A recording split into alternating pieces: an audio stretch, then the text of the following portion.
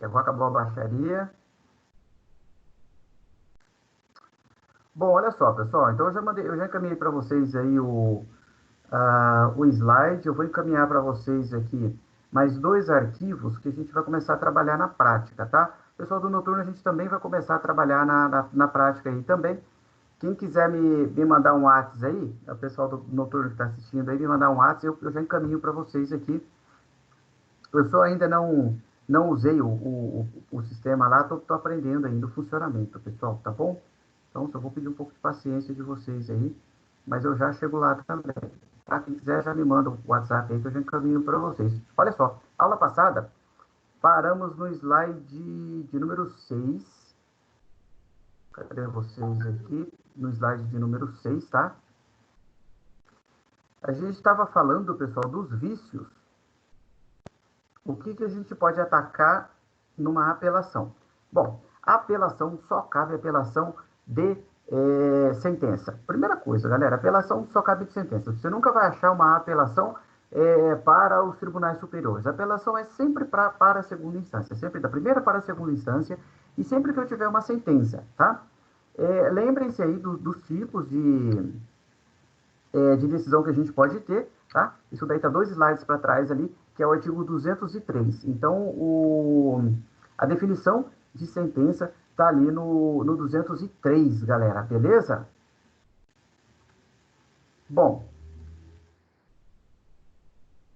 então vamos lá.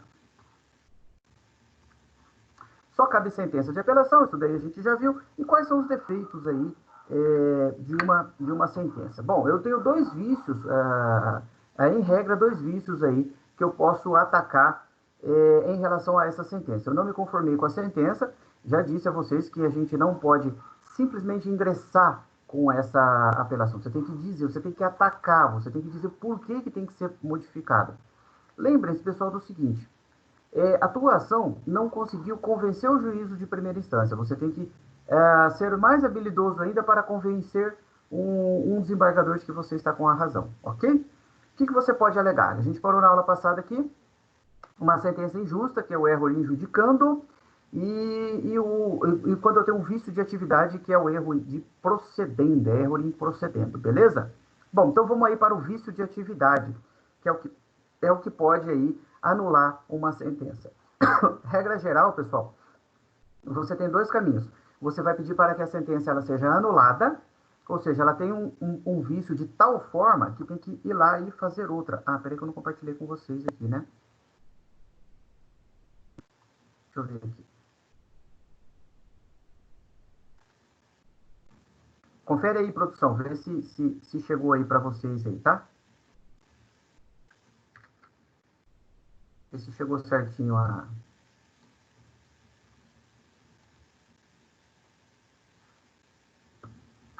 o que eu estou compartilhando aí. Abriu para todo mundo aí, pessoal? Abriu?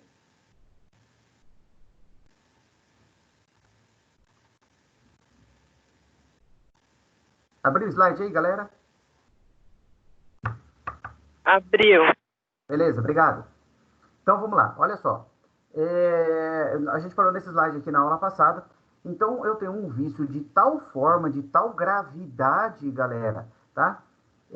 Que eu acabo tendo que fazer uma outra sentença, né? Ou seja, não dá para reformar essa. Pessoal, para reformar uma casa, ela tem que estar correta, tem que estar boa, tem que ter o alicerce, feito tudo certinho. Aí você vai lá e você reforma pontos específicos dessa casa. Agora, a casa ela tem um problema estrutural, tá? Vamos supor lá que as vigas de sustentação da casa, ao invés do cara colocar cimento, colocou só areia. Então, não tem jeito de você reformar. Você tem que reconstruir essa sentença, tá? Então, o vício dela é um vício de tal forma que você acaba tendo que anular o que você tem aqui, volta lá para fazer outra. Por que o tribunal não pode fazer uma outra sentença? Porque não é da competência do tribunal, isso é da competência do juízo de primeira instância. Então, o que o tribunal pode fazer? Olha, o que você fez aqui está completamente errado, você tem um vício aqui, e não dá para a gente reformar isso daqui, não. Anula, volta para a primeira instância e você faz uma outra sentença, tá? E o juiz tem que fazer uma outra. Aqui eu não estou falando do conteúdo daquilo que o juiz falou, tá? Eu estou dizendo que na forma, no procedimento dele, por isso que chama-se erro em procedendo, galera, tá? No procedimento dele houve algum problema, algum erro, algum defeito, tá? Que agora precisou consertar, precisou arrumar isso. Bom, que tipo de defeito? Olha ali. O juiz indeferiu uma prova que a rigor deveria ser admitida.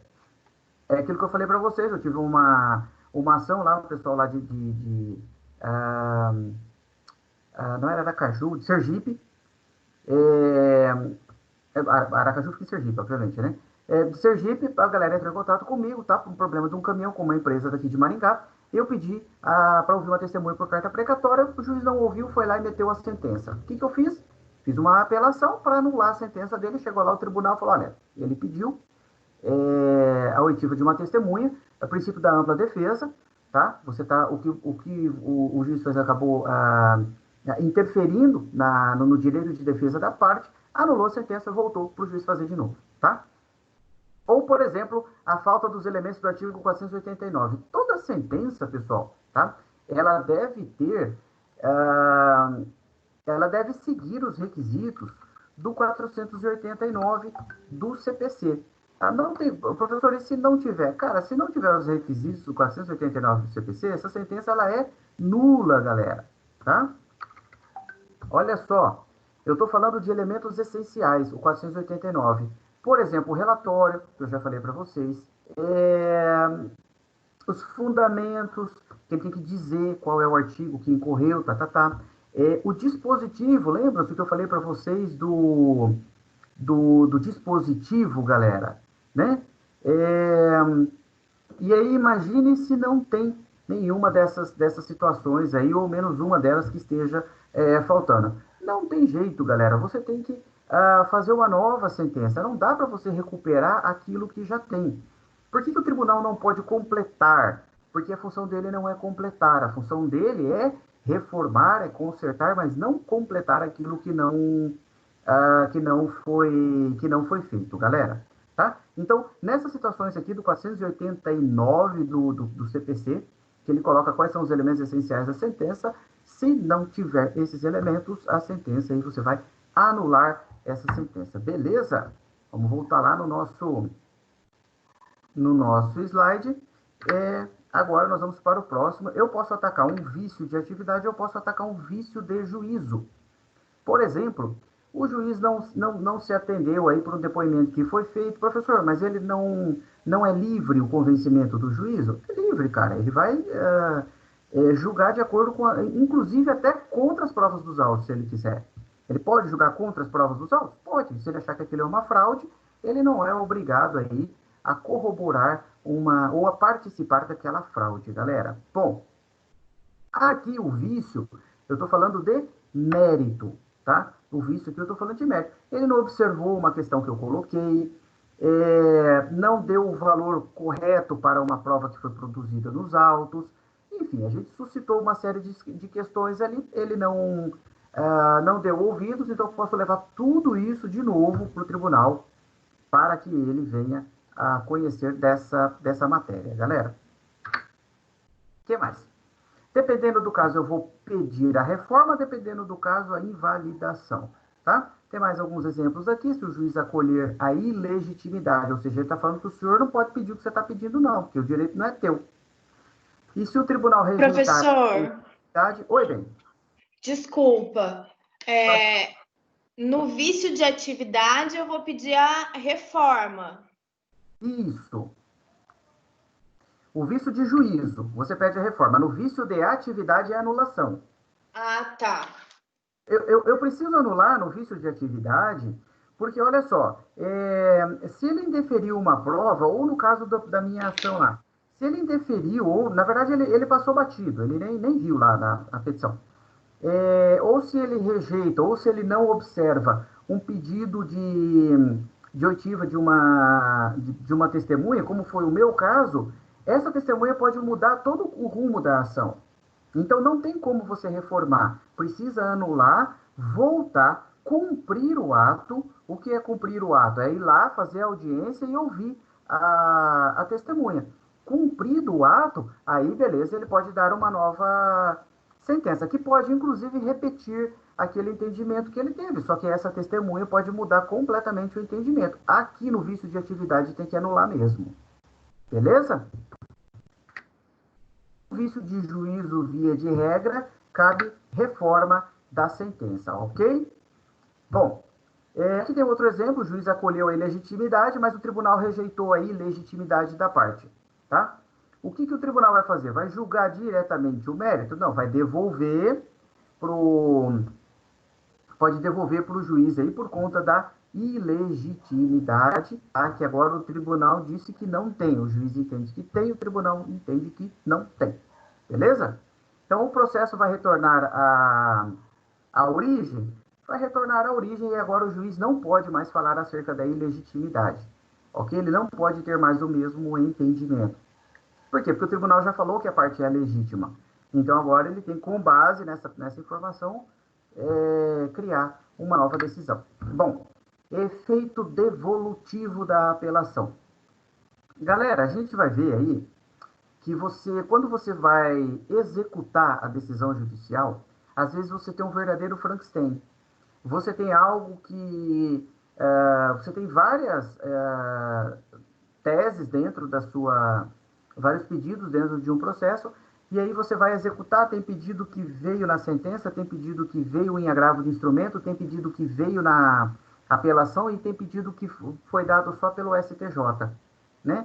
Então, quando a gente fala isso aí, a gente trabalha no efeito substitutivo. O que você faz? Você, no final das contas, você tem que pegar, montar esse Frankenstein e executar, né? Ou ver o que cada um deu e aí você vai executar isso daí. Ou seja, você vai obrigar ao cumprimento dessa decisão aí, que ela pode ser partes de cada tribunal.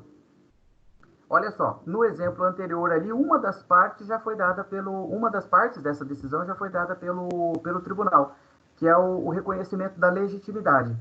Então, por mais que o juiz não entenda pela legitimidade, o tribunal já deu. Então, agora a legitimidade já foi o tribunal aí que estabeleceu, tá? Bom, vamos para aqueles efeitos que a gente já viu, pessoal. Então, pode ser rapidinho aqui. Vencida a barreira das condições de admissibilidade. Condições de admissibilidade são os requisitos intrínsecos e extrínsecos, beleza? É a primeira prova de fogo que o meu recurso vai passar. São requisitos intrínsecos e extrínsecos.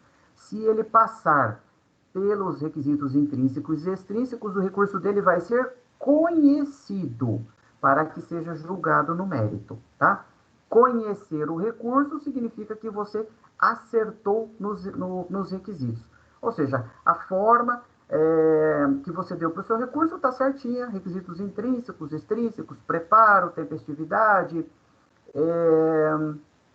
os intrínsecos ali também, o poder de você recorrer, legitimidade, interesse recursal, tá tudo certo. Bom, aí abre-se ao órgão ad quem, tá? O julgamento do mérito da apelação. Então, primeira coisa, passa pelos requisitos.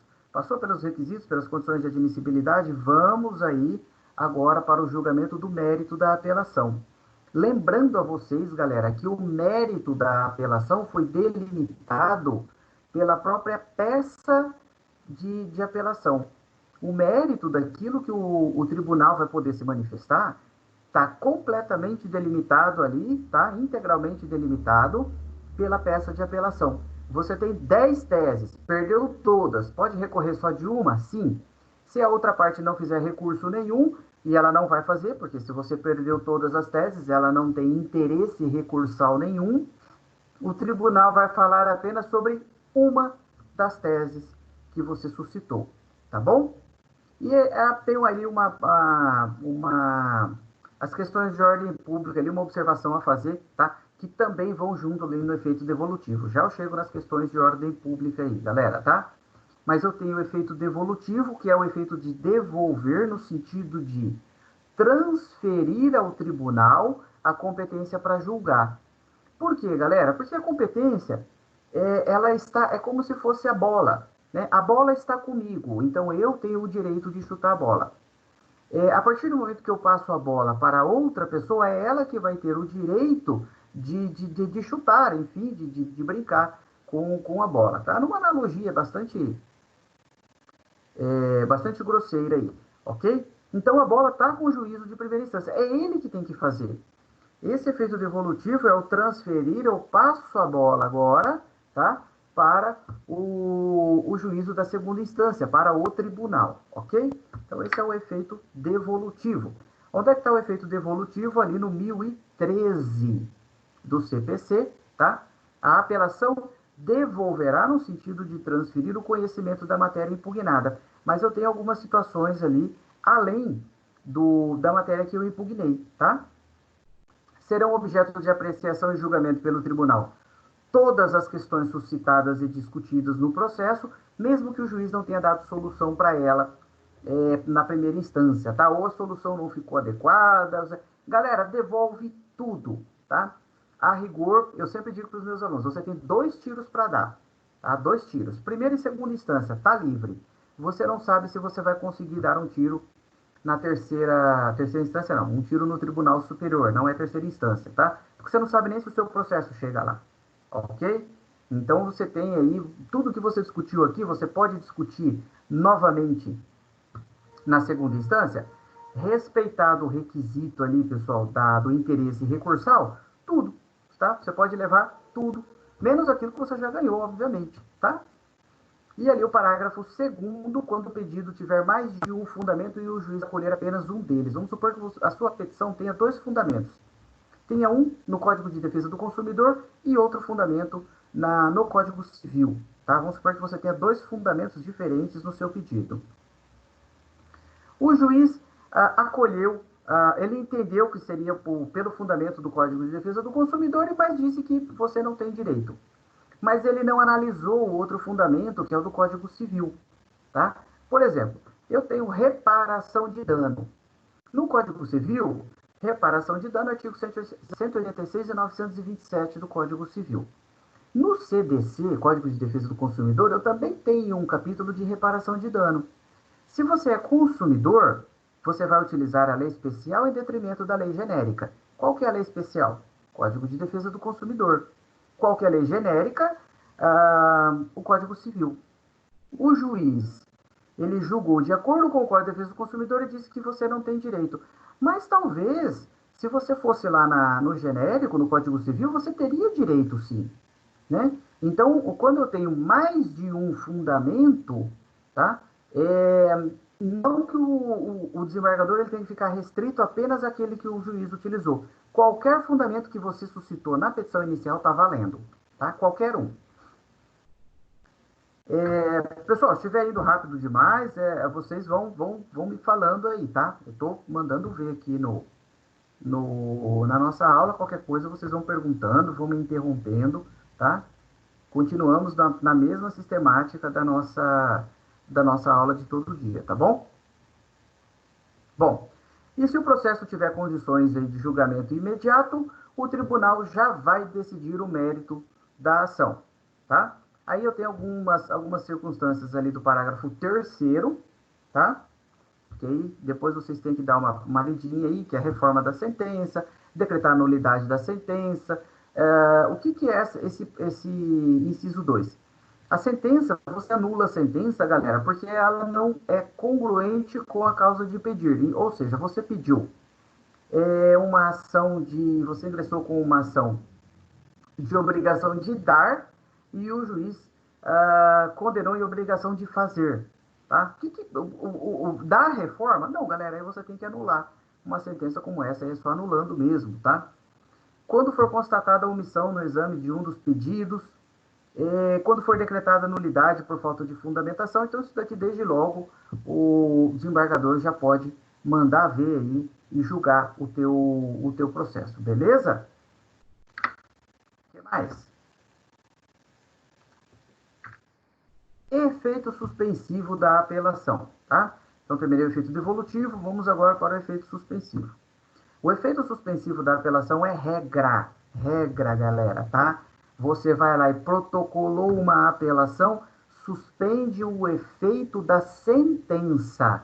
Não é que eu suspendo o processo, tá? Eu suspendo, o processo vai continuar tramitando. o que eu vou suspender é os efeitos da decisão que eu estou atacando. Efeito suspensivo tem a ver com a suspensão dos efeitos da decisão que você ataca, ok? Então, aquela sentença que eu vou atacar através de uma apelação, ela vai ter aí o seu efeito suspenso, do tipo, o sujeito dá uma ralada no seu carro, tá lá, ficou em R$ 1.000 ali o conserto, você ingressou com a ação, seria juizado, mas vamos jogar na justiça comum aqui, tá? O juiz condenou ele a pagar os R$ 1.000, mas ele fez uma apelação. A partir do momento que ele apela, suspende os efeitos, ou seja, eu não preciso pagar agora, né? Eu ralei o carro de vocês, aí eu não preciso pagar. Por quê? Porque eu fiz uma apelação. Então, eu vou suspender os efeitos. Qual que é o efeito dessa sentença? O efeito dessa sentença é determinar que eu pague para você. Esse é o efeito dela. Então, o que eu vou fazer? Vou suspender os efeitos dela até o julgamento dessa apelação. Tem um prazo, professor? Não tem um prazo propriamente dito, galera, tá? Mas eu vou suspender os efeitos aí dessa decisão. Bom, professor, o efeito suspensivo da apelação é regra geral? Sim, mas toda regra comporta exceção, ok? Então, algumas exceções que a própria lei determina vai tirar da apelação o efeito suspensivo, ou seja, aquela sentença que eu estou atacando por apelação, ela vai ter vigência. Eu vou ter que cumprir aquela decisão. Vamos para os exemplos, que eu acho que vai ajudar a gente a entender isso daí, tá? Então, o exemplo ali está no 1012. Abra o VAD aí, galera. Vamos lá no 1012. Vamos lá. Ó, tem gente que nem pegou o VAD na mão aí que eu tô vendo, ó. Eita, mas vou falar, hein? Pega o VAD, galera. Vamos lá.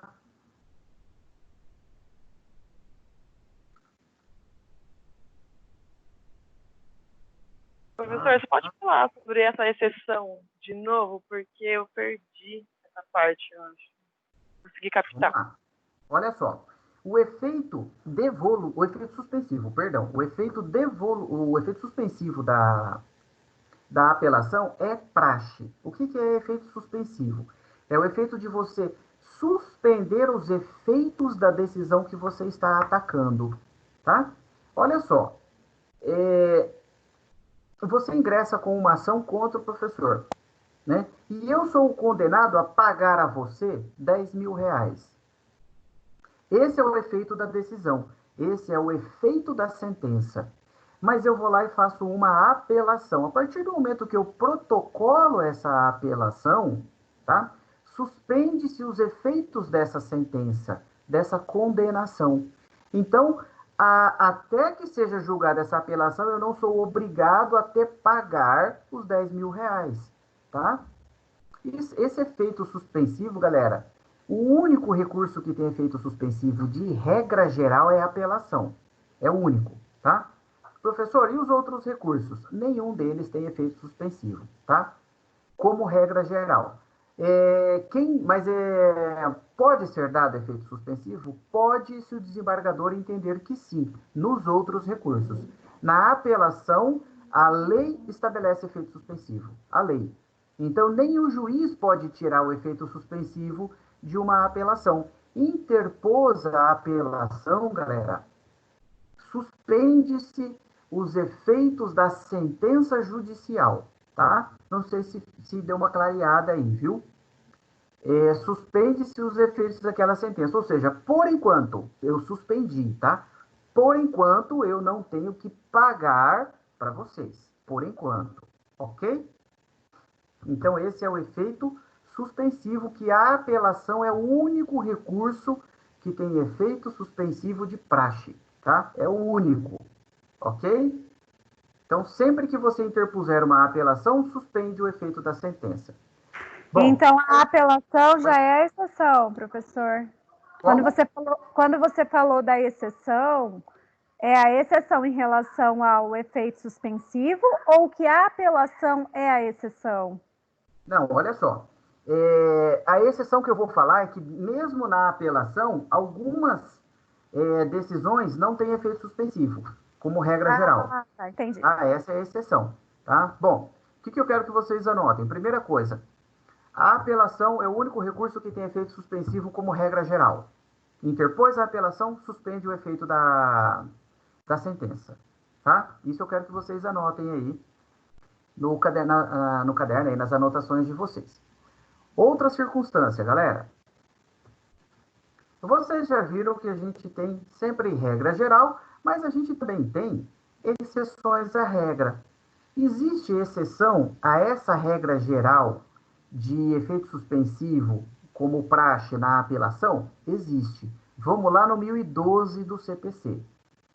O 1012 do CPC diz o seguinte: a apelação terá efeito suspensivo. É o único recurso que tem efeito suspensivo de praxe, é a apelação, tá? Ou seja, pega a sentença e suspende o efeito dela. Eu não cancelei o efeito dela, eu só suspendi. Até que o tribunal... Pessoal, o tribunal tem 3 caminhos. Ou ele anula essa decisão e o juiz tem que fazer outra, ou ele reforma essa decisão, ou ele mantém essa sentença, tá? Até que o tribunal adote uma das 3 possibilidades, fica suspenso aquela condenação que eu tenho que pagar para vocês, o valor de R$10.000. Ponto. Agora, pessoal, a gente vai estudar as exceções a essa regra do recurso de apelação. Ok? Bom, parágrafo 1º. Além de outras hipóteses previstas em lei, começa a produzir efeito imediatamente após a sua publicação. Ou seja, essa sentença, aquelas que estão ali nos incisos do parágrafo 1º do 1012 do CPC, elas vão produzir efeito mesmo que você interponha um recurso de apelação, tá? Por quê, galera? Olha só, deixa eu tirar dois exemplos aqui para vocês entenderem por que em determinados casos a apelação não pode ter efeito suspensivo. Inciso 2. A sentença condenou o pai a pagar alimentos para o filho.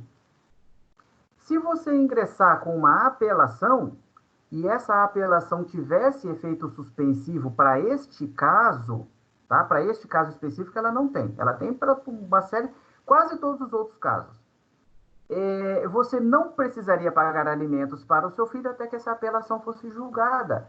Ora, mas aí vai morrer de fome. Então, se for uma ação de alimentos, não tem efeito suspensivo a apelação, tá? A regra da apelação é ter efeito, a regra. Mas eu tenho as exceções, e agora a gente está estudando as exceções.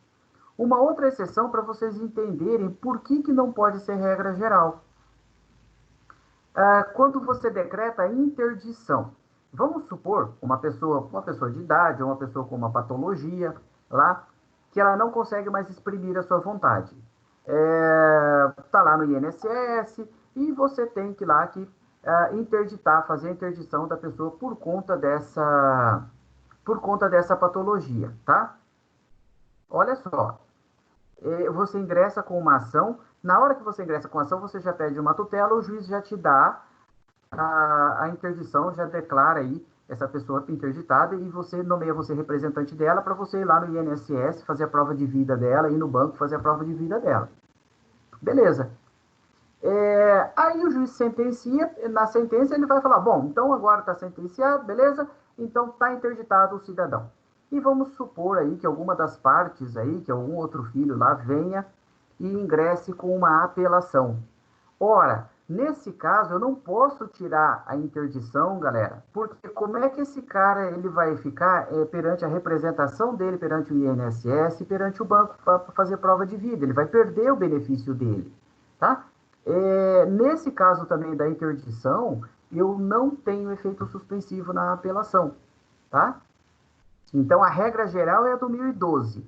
As exceções em relação ao efeito suspensivo são as do parágrafo 1º, dos incisos ali, tá? Tem mais alguns incisos ali, a tutela provisória, tal. Mas em relação, eu acho para vocês entenderem bem legal aí o inciso 2, que é aquela que condena a pagar alimentos, é bem legal para a gente entender por que essa apelação, em determinados casos, não pode ter efeito suspensivo. Então, eu quebro a regra geral dela, tá? Regra geral é de efeito suspensivo, exceções, parágrafo 1º do artigo 1012, e tem mais algumas exceções aí por aí afora, por exemplo, acho que a ação de despejo, me parece que na lei do aluguel também tem algumas exceções aí, que a sentença não vai comportar efeito suspensivo, ok? Até aqui tá dando certo, pessoal? Vamos lá. Até aqui estamos... Tá indo legal. Vou ver se alguém mandou uma mensagem aqui. Nenhuma, beleza? Agora deu ok. Conseguiu pegar aí, galera? Vamos em frente, então. Pessoal, na apelação, existe uma proibição de inovar. O que é essa proibição de inovar? Galera, vocês já viram que quando você ingressa com uma petição inicial, você delimita a matéria que o juiz vai conhecer. Eu não posso ficar, galera, sob pena de eternizar a lide, ficar remontando esse processo toda vez com um monte de assuntos diferentes. Ou é um assunto ou é outro. Se você já ingressou com a petição inicial, então agora nós vamos com esse assunto até o final. Ah, professor, mas surgiu um outro assunto também que eu poderia ingressar com uma ação. Cara, você faz uma ação separada, tá? Da mesma maneira que eu tenho uma delimitação de assuntos pela petição inicial, tá? Eu não posso, depois da sentença, inovar, tá? Em relação a outras matérias, tá? Eu não posso inovar na apelação. Vamos lá no artigo 1013, parágrafo 1º, para a gente entender aí o funcionamento disso aqui. Vamos ver aqui, efeito suspensivo. Suspende os efeitos da decisão que estou atacando, Gabriela. Exatamente, é da decisão que você está atacando. Se você vai, se é um outro tipo de recurso, é de outro tipo de decisão, é sempre em relação à decisão. Galera, eu não estou suspendendo o processo, tá? Se eu suspender o processo, eu paro ele lá na primeira instância. Eu estou suspendendo os efeitos da decisão. Às vezes, eu preciso esperar o julgamento de um agravo de instrumento, por exemplo, para o meu processo voltar a andar. Às vezes, tá? Mas o que eu quero que vocês entendam é que o efeito suspensivo ele não é o de suspender o processo, é o de suspender sempre os efeitos da decisão, certinho? Bom, vamos lá então no parágrafo 1º do 1013. No 1013 está dizendo o seguinte: a apelação devolverá ao tribunal o conhecimento da matéria impugnada. Ou seja, galera, somente a matéria que você impugnou na tua apelação e que a outra parte impugnou na apelação dela, tá? Se eu somar as duas e der 100%, aí o tribunal pode modificar tudo, 100% da ação. Agora, se eu somar as duas, ou se teve só a minha, por exemplo, e eu estou pedindo lá eu estou contestando apenas 20% da decisão do juiz, é sobre isso que o tribunal vai se debruçar, ok? Então, eu não posso inovar na minha apelação, eu não posso trazer uma questão diferente. Essa questão ela já foi suscitada perante o juízo de primeira instância? Sim. Então, vamos com ela na apelação. Se a resposta for não, nem escreva na apelação que o tribunal não vai conhecer dessa matéria que você está suscitando aí, beleza? Então, existe uma limitação em relação às questões suscitadas e discutidas. Até preciso colocar em vermelho aqui, tá? As questões suscitadas e que foram discutidas, tá? São apenas essas que eu posso levar para o tribunal. Suscitadas onde, professor? Na petição inicial. Discutidas onde? No curso do processo. Bom. O professor... Pode perguntar. A parte final desse parágrafo 1º aí do 1013, o senhor poderia dar uma explicada melhor? Vamos voltar lá. Serão, porém, objeto de apreciação e julgamento pelo tribunal todas as questões suscitadas e discutidas. Ali no parágrafo, para frente ali do parágrafo, ele diz o seguinte: ainda que não tenham sido solucionadas. O juiz, por exemplo, ele pode entender, vamos supor que você tem uma questão principal e duas questões que dependem dessa questão principal. Elas dependem da principal. O juiz entende que não cabe a principal. Ou seja, e daí ele nem fala sobre as outras duas questões que são dependentes dessa... eu tenho uma questão A e eu tenho B e C que dependem de A. tá? Ele diz que a A não cabe, e ele nem se manifesta em relação a B, E, A, C. Ou seja, são questões que ele não solucionou. Eu posso levar ao conhecimento do tribunal novamente. Ele entende que, né, que é incabível aquilo ali, e ele não deu solução. Ou alguma questão que tenha passado em branco, né? Eu fiz 6 pedidos e o juiz se manifestou apenas sobre 5 pedidos, tá? Novamente, eu devolvo ao tribunal a possibilidade de julgar aí, inclusive essa questão que não foi solucionada, desde que esteja dentro do capítulo que eu impugnei, tá? O que é esse capítulo impugnado? Galera, se eu tenho 5 teses e eu impugno um só, um capítulo só, tá? Perdi todas, estou impugnando apenas um. Das outras eu já desisti, já larguei mão. Se essa questão que não foi solucionada estiver dentro deste capítulo que eu estou impugnando, por exemplo, dano moral, eu tenho lá dano moral, dano material, dano estético e dano existencial. Vou ficar só com o dano moral, o resto eu não vou nem falar mais. Se essa questão que ele não suscitou estiver dentro do dano moral, beleza. Agora, eu só estou impugnando o dano moral, mas essa questão que ele não solucionou está dentro de dano estético, tá? Galera, nessa situação, daí ele não vai conhecer dessa questão, porque eu não... Aí, para ele conhecer, galera, é porque eu não impugnei essa matéria. Para ele conhecer dessa questão que não foi solucionada, eu teria que, além do dano moral que eu já estou impugnando, eu teria que impugnar a parte relativa a dano estético, para aí sim ele poder solucionar essa questão que não teve, que o juiz de primeira instância não enfrentou. Ok? Espero que tenha dado uma clareada aí, beleza? Galera, Beleza, assim, professor, valeu.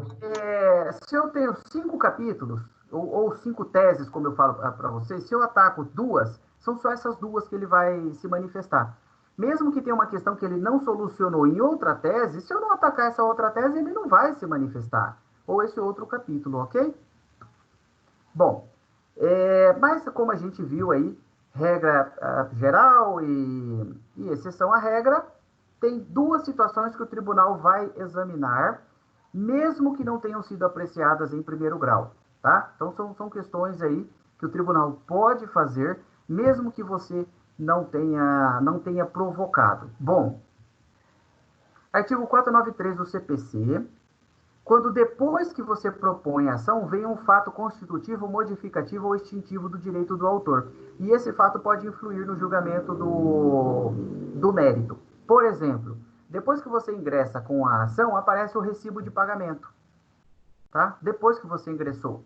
Mas daí você já delimitou a matéria. Aí você já foi, o negócio já tá rolando ali dentro do processo. Nessa circunstância, pessoal, pode o tribunal levar em consideração, tá? Esse fato superveniente, pode, tá? Ele pode levar em consideração esse fato superveniente. É possível que o tribunal examine essa questão. Segunda situação, que é o efeito translativo, que a gente já estudou, que são as matérias de ordem pública.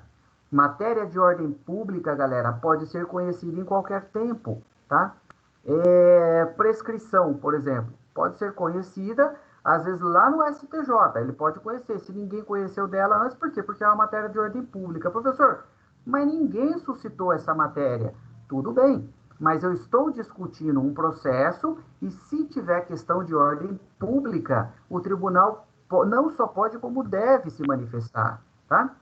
Então, é assim, regra geral da apelação só vai levar ao conhecimento do tribunal aquilo que você está provocando, somente essas matérias.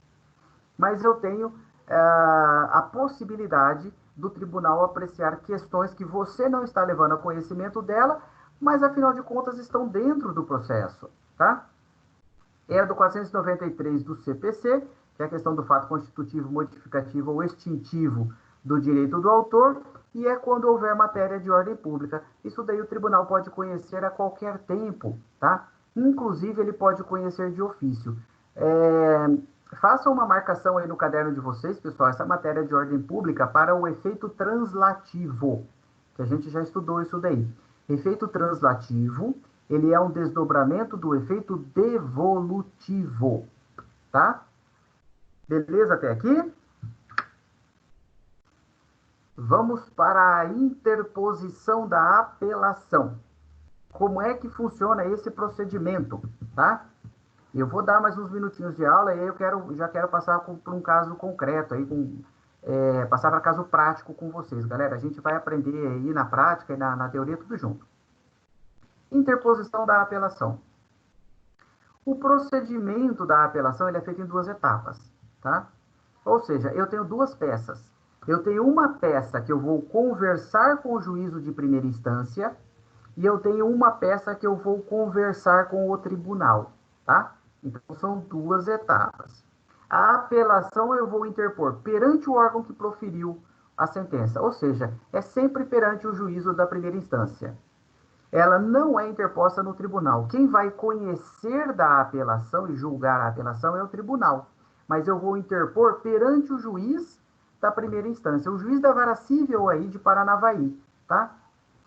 Por quê, galera? Ô, professor, e quem faz o juízo de admissibilidade? Então, é o que julgou. É o tribunal. Juízo de admissibilidade, galera, se vocês se recordarem daquela dinâmica que a gente fez na outra aula, aquele ligue os pontos, tá? O juízo de admissibilidade de uma apelação sempre será feita pelo tribunal. Onde é que está isso, professor? Vamos no artigo... Eu já falo para vocês aqui.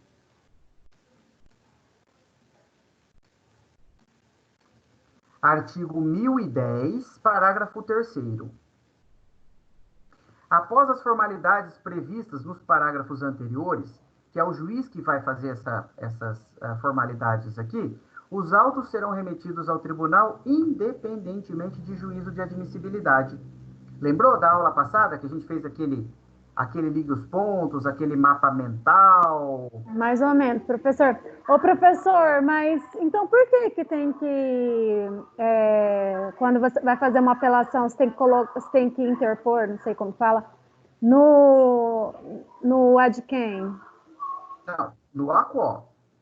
O ad quem, o único recurso que você interpõe no ad quem é agravo de instrumento. Você interpõe o recurso de apelação perante o juiz a decisão. Tá? O único recurso que você interpõe perante o ad quem é o... Deixa eu ver se tem o meu mapinha mental aqui. Cadê? Eu tinha salvo aqui o mapinha mental. Ah, manda pra gente, professor, o mapa. Mas, professor, você falou que a interposição da apelação é perante o órgão que proferiu a sentença, que é o juízo de primeira instância. Só que quem vai fazer o juízo de admissibilidade e conhecer acerca do recurso é o tribunal. Exatamente. Ah, tá. E por que... E você sabe explicar, tipo, por que a gente vai interpor pro que proferiu a sentença, mas é outro que conhece? Por que não galera, pode interpor diretamente no tribunal? Por que eu interponho perante o juiz de primeira instância e quem vai conhecer é o tribunal, tá? Pessoal, primeiro, o processo está na primeira instância. Está com o juiz que deu a decisão. Se ninguém falar nada, ele transita ali mesmo e você já começa o cumprimento da sentença, tá? Então, eu já começo por aí, tá? Segundo, pessoal, que eu tenho formalidades a serem cumpridas ainda perante o juízo de primeira instância. Se o processo está aqui, eu preciso... Você vai lá e interpõe uma apelação. Eu preciso dar vista para outra parte para ela vir se defender. Eu preciso abrir prazo para ela vir se defender. E isso é feito pelo juiz. Porque a apelação, galera, não é assim. Você interpõe, o tribunal vai julgar ela. Tá? Você interpõe, mas tem que dar prazo para outra parte se manifestar. Olha ali. É que eu vou falar ainda do procedimento. Mas olha ali, no... Parágrafo 1º do 1010. O apelante é aquele que interpõe a apelação e o apelado, ele tem que ser intimado para ele apresentar contra-razões. Ele tem que dizer, você tem que dar oportunidade para ele de contestar o que você está falando na tua apelação. Então, tudo isso é feito na primeira instância. Depois que tudo estiver pronto, ou seja, já tem todas as apelações, todas as contrarrazões dentro do processo, o juiz fecha e manda para o TJ. Aí, lá no TJ, a primeira coisa que vai ser feita é o juízo de admissibilidade. Entenderam? Esse juízo de admissibilidade, então, ocorre depois que a outra parte foi avisada que você vai... Foi intimada que você vai fazer a apelação? Eu já fiz a apelação, tá? Tá, mas tipo assim, porque ali no juízo, a apelação pode ser negativa e não ser nem vista. Aí a outra parte já tá sabendo que eu tentei a apelação. A outra parte vai ter... Como assim, nem vista? A apelação, pessoal, independente... Não, porque ali quando faz o juízo de admissibilidade, o tribunal vai aceitar ou não julgar, porque vai ver se está faltando algum requisito, tudo, vai ver se vai ter conhecimento ou não. Isso. Aí a outra parte vai ser daí, intimada da apelação antes desse juízo? Antes do juízo de admissibilidade. Galera, o juízo de admissibilidade só vai ser feito lá quando o processo chegar no tribunal. Então, a ordem é assim, tá? Nós estamos com processo, vocês têm um processo contra o professor, tá? Eu perdi a ação. Eu faço a apelação. Quando eu protocolo a apelação, efeito suspensivo da decisão. Não tenho que pagar mais os 10 mil para vocês.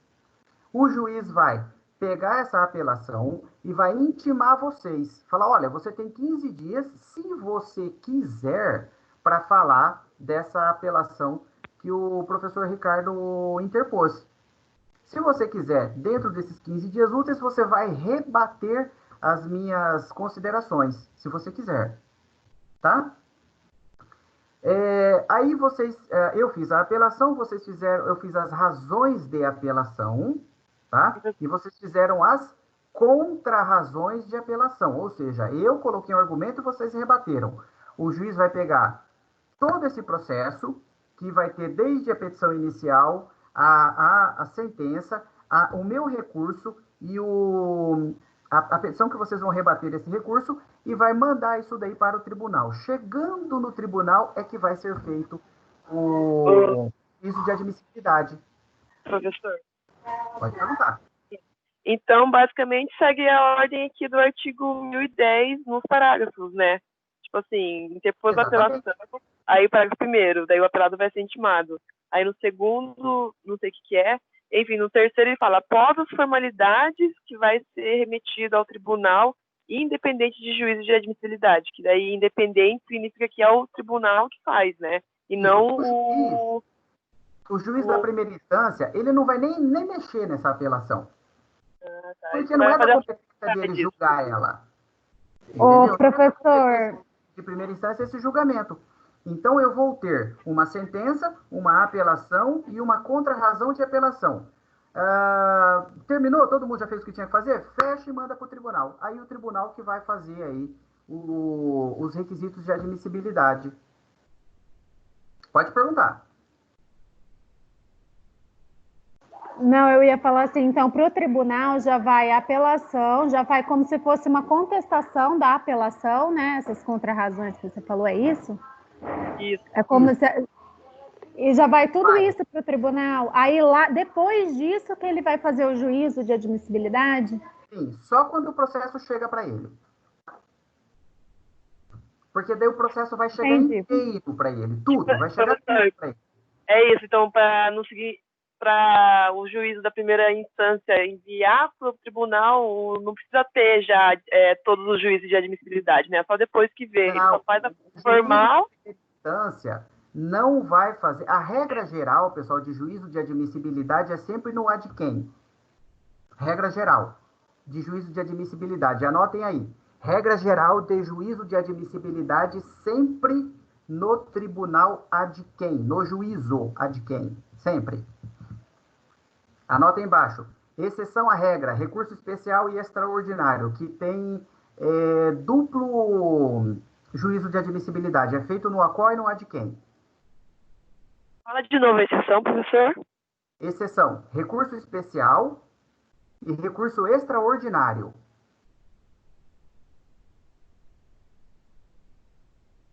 Vai ser na primeira instância. Que o recurso especial e o extraordinário têm duplo juízo de admissibilidade. Vai ser tanto no Tribunal de Justiça quanto no STJ ou no Supremo Tribunal Federal.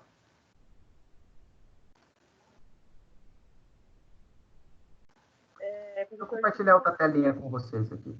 Nesse caso aí, se for, por exemplo, no tribunal, não vai ser no STJ ou pode ser nos três ao mesmo tempo?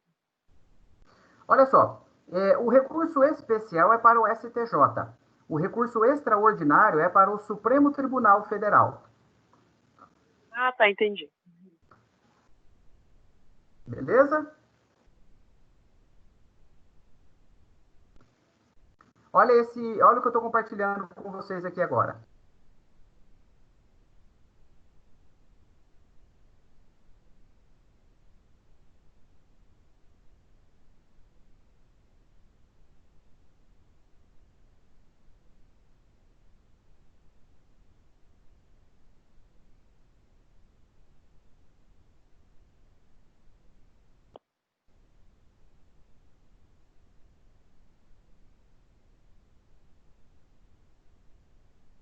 Isso daqui, pessoal, que eu estou compartilhando com vocês é um mapa mental de uma outra aluna que ela fez, que eu achei que ficou bem bonitinho, só para vocês entenderem como que ela organizou. Então, aqui você tem as fases, né, da ação. Então, você tem petição inicial, contestação, impugnação, aí o juiz profere sentença e vamos para os recursos, tá? Aqui você tem os atos judiciais de um lado e os recursos do outro, que é aquele liga os pontos que a gente fez. E embaixo você tem aí do ladinho aqui, na verdade, você tem todas os fundamentos jurídicos dos recursos. Isso aqui é o mapinha mental. Está aparecendo para vocês? Sim. Tá aparecendo. Beleza. Tá? E esse daqui é um outro mapinha mental que ela fez também, e que tem aqui, ó, quem é o juízo a quo, quem é o juízo a de quem. Aqui no juízo a quo tem um erro, tá? Que não é só primeira instância. Eu tenho o juízo a quo na segunda instância, pessoal, quando eu tenho, por exemplo, um recurso especial e um extraordinário, tá? Então, apaguem ali o primeira instância e segunda instância. Então, é juízo inferior e juízo superior. É o juiz que prolatou a decisão e aquele que vai julgar, tá? Primeira e segunda instância não tem. Aqui tem um erro. Esse é o mesmo ou é o outro? Porque tá no primeiro ainda. Ah, agora apareceu. Apareceu? Tá. E aí eu tenho o que é admissibilidade, né? Que o recurso deve atender pressupostos, e o que é mérito, matéria. Então, primeiro, só para o seu recurso ser conhecido, ele tem que ser, ele tem que passar pelo juízo de fogo, que é dos requisitos de admissibilidade. Requisitos, não requisitos, tá? Quais são os intrínsecos e quais são os extrínsecos. Entenderam aí, pessoal? Isso daqui é legal, assim, esses mapinhas aqui, para vocês. Isso aqui vocês vão utilizar, galera, até o final do ano comigo e depois até. Vocês vão decorar isso aqui, enfim. Tá? Mas vocês vão utilizar os dois mapas aqui que eu tô passando para vocês aqui. Beleza? Isso daqui, pessoal, eu abri para vocês, para que vocês tenham uma ideia de como é que ela organizou o mapinha dela lá, que eu achei bem legal, assim. Beleza? Se vocês quiserem, depois eu mando para vocês, galera. Não precisa ficar anotando aí, não, tá? Depois eu mando para vocês. Se vocês quiserem aí. Beleza? Então, agora vamos voltar no nosso slide. Vamos abaixar essa tela aqui.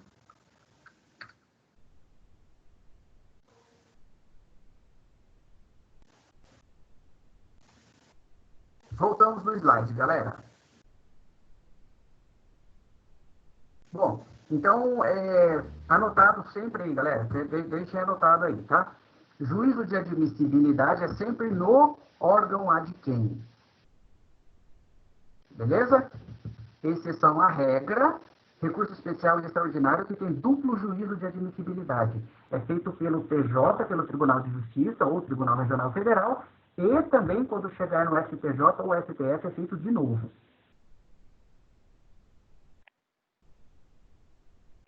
Até aqui, beleza, pessoal? Beleza. Então, vamos lá. Olha só, tá? Você interpõe ela perante o juízo de primeira instância. Eu vou interpor ela, pessoal, logo após a apelação, no mesmo processo, tá? É um álbum processual, tá? Então, é que vocês não têm mais a ótica do processo físico, mas é como se fosse um caderno, tá? Então, você tem petição inicial. Imagine um caderno, esses de espiral de vocês, tá? Petição inicial, aí tem as provas, aí tem a impugnação aí tem a contestação da outra parte, aí vem a impugnação da outra parte, aí vem a sentença, tá? Tudo fazendo aquela sequência. O juiz dá a sentença, ele intima as partes. Aí uma das partes vem, ou as duas, pode inclusive ter duas apelações, ela vem e apela dentro do processo, mais uma que você coloca ali, a outra parte vem e contesta, você coloca junto ali. Então, você tem aquela pilha de documentos, você tem aquele caderno, aquele álbum processual, né? Agora é tudo eletrônico, mas é só para facilitar para vocês entenderem. Quando chegar a outra apelação, a contrarrazão de apelação, ou quando escoar o prazo de 15 dias úteis e a parte não apelar, o juiz fecha tudo e manda lá para o tribunal. Agora é o tribunal que vai se virar. A primeira coisa que o tribunal vai fazer é o juízo de admissibilidade. Beleza?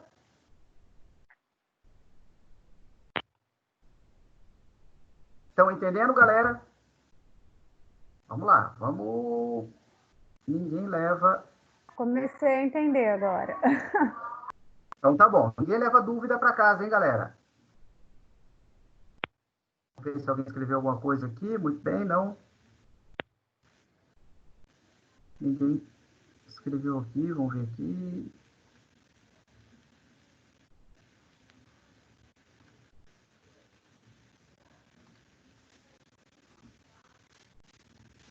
Bom, o procedimento tem duas etapas. Uma feita pelo órgão AQUO e outra pelo órgão ADQUEM. Qual que é a etapa que vai ser feita pelo órgão AQUO? Receber essa apelação e intimar a outra parte. Eu posso ter apelação das duas partes, quando ambos foram vencedores e vencidos. O que ele faz? Recebe as duas e manda intimar as partes contrárias, tá? Elas vão ter 15 dias úteis para fazer, escoado o prazo, ou elas apresentando a contrarrazão, fecha tudo, manda para o Tribunal de Justiça e ele que se vira, tá bom? Então, eu tenho aquilo que é feito pelo órgão AQUO e aquilo que é feito pelo ADQUEM, beleza? Forma da interposição da apelação, sempre através de petição escrita dirigida ao juízo de primeiro grau. Onde é que está isso? 1010, caput. Vamos lá. Artigo 1010. Pessoal, o Código de Processo Civil, ele é uma receita de bolo. Ele é um manual, tá? Então, você quer saber como que a coisa funciona, é só você ler. Ele é um manual de instrução. Então, a apelação interposta por petição, ou seja, não tem princípio oral aqui. Princípio oral é só no juizado especial. A apelação interposta por petição dirigida ao juízo de primeiro grau, tá? Ou seja, eu tenho uma peça que eu vou conversar com o juiz de primeiro grau, tá? Ela conterá. Aí aqui eu tenho uma série de requisitos. Beleza? Então, volta lá no... por petição dirigida ao juiz de primeiro grau, tá? Então, a primeira peça eu vou endereçar para o juízo de primeiro grau. E a segunda parte da peça eu vou endereçar para o tribunal, tá? Eu tenho uma parte que eu vou conversar com o juiz e uma parte que eu vou conversar com os desembargadores, beleza? Na prática, vocês vão entender essa divisão da petição. Não se preocupem. Não vai dar nem para a gente começar hoje aqui. Mas vamos lá. A petição de apelação tem que ser interposta no prazo de 15 dias úteis. Está lá no 1003, parágrafo 5º. Prazos, galera. Quem quiser pôr no mapa mental de vocês aí. 15 dias úteis de prazo, vocês têm os seguintes recursos. Agravo de instrumento, apelação, recurso ordinário, recurso especial, recurso extraordinário e embargo de divergência. Tudo isso é 15 dias. 5 dias úteis. Embargos de declaração e agravo interno. Beleza? Moleza, né? Beleza, prof. Anotaram aí? Não exagera, moleza também não, né? É bom ir fazendo, pessoal, esses mapinhas mentais, assim, que daí você bate o olho nele, é mais fácil de você ir, assim, internalizando a matéria, né? De você ir entendendo a matéria, tá bom? Ô, professor, Oi. eu estou procurando na internet os mapas de apelação, então eu achei uns de 2 anos atrás. Ai, você acha que tem algum problema ou não? Que mudou alguma coisa? Ó, posso te dar uma dica, Samira, de mapa? Ah, A melhor parte do mapa é quando você faz ele. Você pegar então, pronto é mas mais difícil de você entender do que quando você faz. não Por é, isso que eu fiz professor. com vocês. Não, Pra mas fazer eu Pode vou ter falar. uma visão geral, entendeu? Primeiro eu preciso ter uma visão geral para conseguir Sim, entender. sim, mas eu gostaria que você em algum momento fizesse, tá? Que eu acho que isso aí vai te ajudar, e isso eu acho para todos, galera. Você fazendo o mapa mental, você já grava muito das informações. Então, quando você bate o olho ali, você já sabe de onde que você tirou aquela informação. Por isso que eu acho legal aí, quem fazer o mapa, eu acho bem, bem bacana. Eu posso mandar esses daqui para vocês, mas isso daqui, na verdade, são situações que eu já trabalhei com vocês nas nossas aulas, enfim. E aquele mapinha das setinhas ali, eu fiz com vocês aquele mapa, que é justamente para vocês terem essa. Vocês querem que eu mande esses dois aqui para vocês? Quer que eu Coloca aí mande? no slide que a gente tira print, professor. Ah, eu mando para vocês aqui, que eu acho que daí fica legal. Vocês terem coisa não precisa tirar print, é um PDF aqui, mas rapidinho vocês chegam lá no mapa aqui. Deixa eu ver aqui, que tá aqui na reta aqui.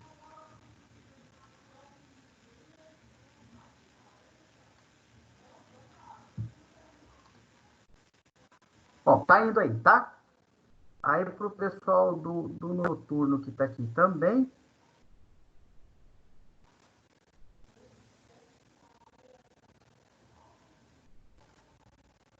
Tá indo também. Pronto, já todo mundo tem o. Isso daqui, pessoal, é um exemplo, tá? Vocês façam Tem gente que quer fazer maior, menor, com canetinha com colorido, não sei da onde, aí fica à vontade. Mas eu acho bem legal, recomendo que façam, porque até vocês pegar o ritmo da matéria aqui, às vezes pode ter uma certa dificuldade. Bom, atenção, prazo, 15 dias úteis, ok? Tem que ser protocolada na forma do artigo 1003, parágrafo 3º. O que diz o 1003, parágrafo 3º, professor?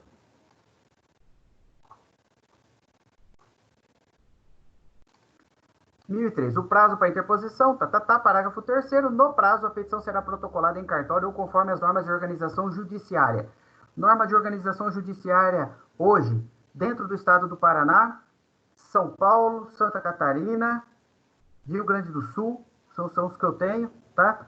Por petição eletrônica, ok? Não se protocola mais, não existe mais nenhum recurso a ser protocolado no estado do Paraná, tanto na Justiça Comum, quanto na Justiça Federal, quanto na Justiça do Trabalho. Mais nenhum, todos é petição eletrônica. Conteúdo da petição de apelação, tá? Os incisos 1 a 4 do artigo 1010 contemplam os requisitos da petição de apelação. E eu pergunto para vocês, esses requisitos da petição de apelação são intrínsecos ou extrínsecos do artigo 1010, incisos 1 a 4? Intrínsecos ou extrínsecos, galera? Extrínsecos, não é? Oi? É extrínsecos. Extrínseco, tá? Os requisitos extrínsecos, pessoal, preparo, tempestividade e regularidade formal. Então, quando você lê um requisito no código, você está lendo o requisito de regularidade formal.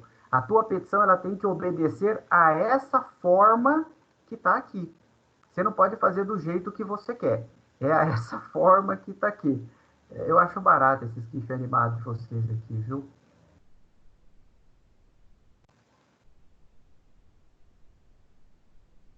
Tá bom?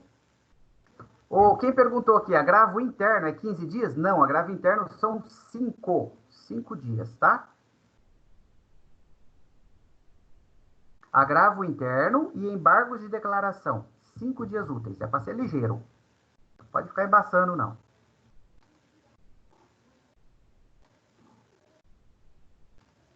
Vamos lá. Então, os incisos 1 a 4 contemplam os requisitos da petição de apelação. Bom, vamos colocar lá indicação do apelante e do apelado. Eu preciso saber, pessoal, quem é apelante e quem é apelado. É muito fácil quando eu tenho uma ação, tá? Tatiana de um lado, José do outro. Ricardo de um lado, João do outro. Aí é fácil, mas eu posso ter, e vocês já ouviram essa palavra, que chama-se litisconsórcio. É um consórcio de litigantes. Litis, tá? De litigante, consórcio. O que é um consórcio de litigantes? Eu posso ter no polo ativo de uma ação, aqui de acordo com nossa justiça aqui no estado do Paraná, até 20. Eu posso ter 20 partes autônomas numa ação contra outra pessoa. Ou seja, elas devem ter, obviamente, uma identidade aí, tem que ser o mesmo objeto, a mesma causa de pedir. Mas eu tenho um litisconsórcio. Esse é o litisconsórcio ativo. E eu posso ter o litisconsórcio passivo. Vocês compram um celular lá, enfim, um objeto, ele dá defeito e você ingressa com uma ação contra o fabricante e contra a loja que te vendeu esse aparelho. É um litisconsórcio passivo, ok? Então, por que eu preciso indicar quem é apelante e quem é apelado, galera? Porque eu posso ter várias partes de um lado e várias partes do outro lado. E eu posso ter uma ou todas, ou apenas algumas, apelando. Então, eu tenho que saber de quem que é essa apelação, tá? Para o cara te dar razão ou não. E para você saber também quem é que tem que contestar essa apelação, tá? Então, a regra fala assim, das partes, mas é partes no sentido estrito, ok? Bom, por que eu preciso de nome e qualificação das partes? Porque eu preciso identificar quem é apelante e quem é apelado. Tem que ser muito clara essa identificação, tá? Então, no primeiro lugar ali, a identificação nominal, tá, do processo. A primeira parte dessa peça é uma parte totalmente descritiva. Eu vou descrever que tipo de recurso que é, quem são as partes, o número do processo, tá? E é para delimitar. O que é delimitar subjetivamente o recurso? Direito subjetivo. Eu tenho um direito subjetivo, a outra parte tem outro direito subjetivo. Então, quando eu digo quem são as partes, eu estou delimitando quais são os direitos subjetivos, direitos que pertencem a cada um dos litigantes ali, tá bom? Exemplo, vamos trabalhar esse exemplo aqui, daí eu libero vocês aí, tá? A e B ingressam em juízo, tá? Contra o município C e o estado D. Então, são duas pessoas que ingressaram com uma ação contra o município de Paranavaí e o estado do Paraná. O que eles querem? Medicamento. Está lá na Constituição Federal que o estado tem que dar saúde para todo mundo. Ora, se ele tem que dar saúde para todo mundo, tem que comprar remédio para todo mundo, ok? E aí eu tenho duas pessoas que ingressaram com uma ação. Vamos supor que o tratamento delas seja o mesmo, enfim, então ingressou as duas juntas ali. Contra o município de Paranavaí e o estado do Paraná, beleza? A sentença condenou o estado a dar remédio apenas para o A e disse que o município não tem essa incumbência. E aí ficou, bom, o A ele já teve aquilo que ele quis em relação ao município. Quem não teve nada foi o B. Então, o B ele tem legitimidade e interesse em fazer uma apelação. O que ele faz? O B apela contra o município e contra o estado, porque, afinal de contas, o juiz entendeu que nenhum deles tem que dar remédio para ele. Ok? Então, o B apela pleiteando a condenação do município. Por sua vez, o estado que foi condenado a pagar pagar essa medicação para o A, ele também apela. Então, eu vou ter uma apelação do B e eu vou ter uma apelação do estado. Eu tenho uma apelação da pessoa física, daquele que está pedindo o remédio, e eu tenho uma apelação do Estado. Então, quem é apelante e quem é apelado? Na primeira situação, que o B apelou, quem é o apelado? O município. Ele quer que o município pague o remédio para ele. Na segunda apelação, quem apelou foi o Estado do Paraná, porque ele não quer pagar remédio para o A, né? Deve estar formado aí uma salada na cabeça de vocês do tamanho do mundo, não é assim? Pois é, galera, mas vamos lá, vamos em frente que vai dar certo. Então, eu tenho apelante e apelado. No primeiro caso, o apelante é o B, porque o juiz não deu o remédio para ele, e o apelado é o C, município. No segundo caso, o Estado está apelando contra o A porque ele não quer pagar a medicação. Olha que legal que ficou isso aqui. Por isso, galera, que eu preciso identificar quem é quem, tá? Vocês conseguiram entender esse exemplo, galera? Eu acho que deve ter ficado meio esquisito aí, né? Vamos lá. O que vocês têm a dizer?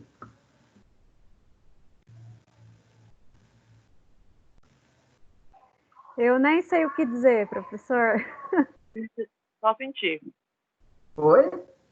Não sei o que dizer, só sentir, professor. Meu Deus do céu. Pessoal, olha só. Eu trouxe esse exemplo aqui. Na verdade, com o tempo a gente vai chegar nisso aqui, tá? Mas é só para que vocês entendam por que eu tenho que identificar as partes. Porque eu posso ter mais de uma apelação dentro do processo.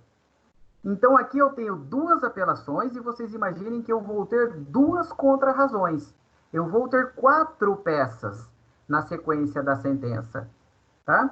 E aí vai para o tribunal e ele tem que decidir essa apelação com essa contrarrazão e essa segunda apelação com essa segunda contrarrazão, tá? Eu volto aqui depois, tá bom? Não se preocupem. O que eu quero que vocês entendam é o porquê do inciso 1 ali, que ele fala que tem que ter nome e qualificação das partes. Por quê? É porque eu posso ter, inclusive, mais de uma apelação dentro do próprio processo. Pessoal, até aqui, há alguma dúvida? Agora entendi. É porque se tiver litisconsórcio, eles podem apelar coisas diferentes, né, as partes. Exatamente. E aí eu posso ter mais de uma apelação. Galera, eu posso ter meia dúzia de apelação no processo. Cada um pode fazer a sua apelação. Nossa, meu Deus do céu, uma loucura. Pois é, vira uma loucura o processo. Você imagina, meia dúzia de herdeiros de um falecido lá que deixou uma grana do caramba, você tem meia dúzia de herdeiros, cada um com um advogado. E aí o juiz dá uma sentença que não agrada a ninguém. Você vai ter meia dúzia de apelação, galera. Com uma quantidade igual de contrarrazões. Só que olha só, se eu apelo, se eu tenho meia dúzia, tá? E eu apelo, pessoal, eu tenho 6 apelações, em regra, essa apelação pode ser contra os outros 5. Eu teria uma apelação e de cada apelação eu teria 5 contrarrazões. E provavelmente vai ser contra os outros, né? É uns contra os outros. É uma guerra dentro do processo que eu tenho cada um por si e Deus por todos. Então eu vou apelar contra quem? Ora, se o juiz está tirando da minha parte e dando para os outros, eu tenho que apelar contra todos os outros. E todos os outros vão se defender da minha apelação. Aí vira uma loucura o processo, tá? Você vai subir com 6 vezes 5, você vai subir com 30 petições para o tribunal se virar. Mas aqui a gente deixa para depois, tá? Vamos em frente aqui, a gente chega lá, tá bom? Pessoal, até aqui, tudo bem? Tudo tranquilo? Não. Tá, mas na medida do possível. Ok. Tá, Então, na medida do possível, tá. Então tá, pessoal, a gente parou no slide, que nem eu sei qual que é aqui, 17, tá? Então, para a próxima aula, a gente vai a partir do slide 17, e eu quero começar a fazer a peça, porque eu acho que fazer a peça vai clarear bem legal para vocês aí, tá bom? Tá bom. Pessoal, então ficamos por aqui. Até sexta-feira. Sexta-feira é as 2 últimas, né? Também, né? Isso. Até sexta-feira. Se tiver alguma dúvida, deixa anotadinho aí. O mapa mental eu já mandei para vocês também. Vocês coloquem no grupo de vocês aí. Pessoal, isso é apenas um exemplo, tá? Eu acho que você fazendo o seu, você vai gravar assim de uma maneira bem, bem legal assim a matéria, tá bom? Pessoal, um abração para todo mundo, tá? Até sexta-feira. Cuidem-se, galera, tá bom? Estudem e vamos firmes aí na nossa jornada, beleza? Abração para todo mundo, até sexta-feira. Professor, tchau. Tchau para todo mundo, boa tarde. Ficamos por aí, terminando com a musiquinha que já estava no meio do caminho aqui mesmo.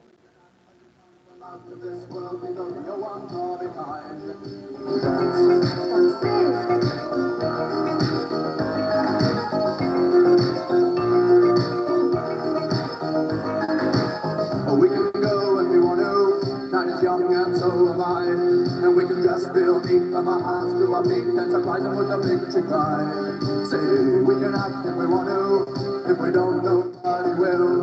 And you can act real rude and totally removed, and I can act like an imbecile. And say, we can dance, everything's out of control.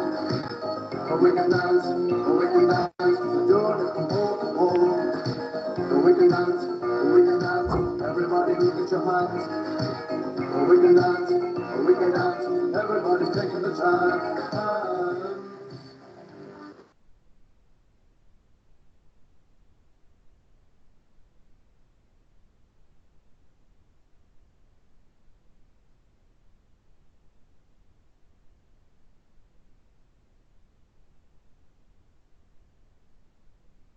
Tá na minha moto.